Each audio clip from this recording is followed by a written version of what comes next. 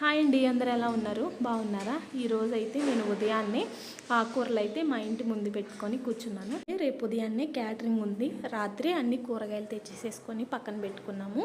ఈ వెజ్ ఐటమ్స్కి ఏంటంటే ముందు 2 రోజులు ప్రిపరేషన్ ఎక్కువ ఉంటుంది అనమాట. ముందు కటింగ్ చేసుకొని పెట్టుకోవాలి అన్ని వరుసనే.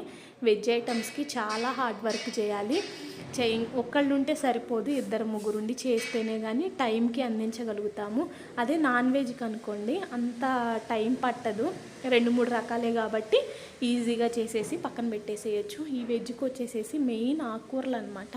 ఈ ఆకుకూరలు అనేవి జాగ్రత్తగా ఒలుచుకొని పక్కన పెట్టుకోవాలి.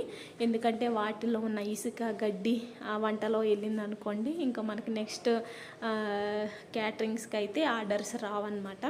అందుకని చెప్పేసి ఉదయాన్నే నాకు కొంచెం టైం దొరికింది, అందుకని ఆకుకూరలన్నీ కట్ చేస్తున్నాను.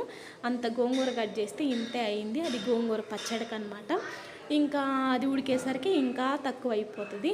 మెయిన్గా పుదీనా, అలాగే కొత్తిమీర, కరివేపాకు ఇవి కూడా కట్ చేసేసుకొని పెట్టుకుంటే మనం పోపులో వేయడానికి ఈజీగా ఉంటుంది. అలాగే ఆనియన్స్ ఇవన్నీ మెయిన్గా కట్ చేసుకునే కూరగాయలు అన్నేసేసి ముందు రోజే ప్రిపరేషన్ అయితే చేసి పెట్టేసేసుకుంటున్నాము.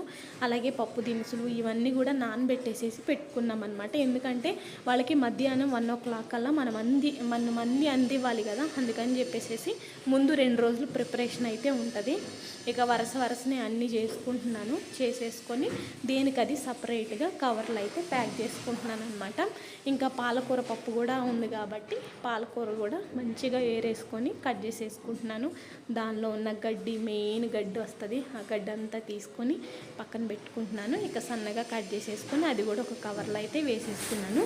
ఇంకా రేపు క్యాటరింగ్ ఉన్న వంటలు కూడా నేను ఫుల్ వీడియో అప్లోడ్ చేస్తాను, మీరు కూడా చూడండి. ఇక మెయిన్గా వచ్చేసేసి చెత్త అనమాట. ఇంత చెత్త వస్తుంది, ఇంకా కట్ చేసే ఉన్నాయి, అవన్నీ కలిపితే ఇంత చెత్త అవుతుంది.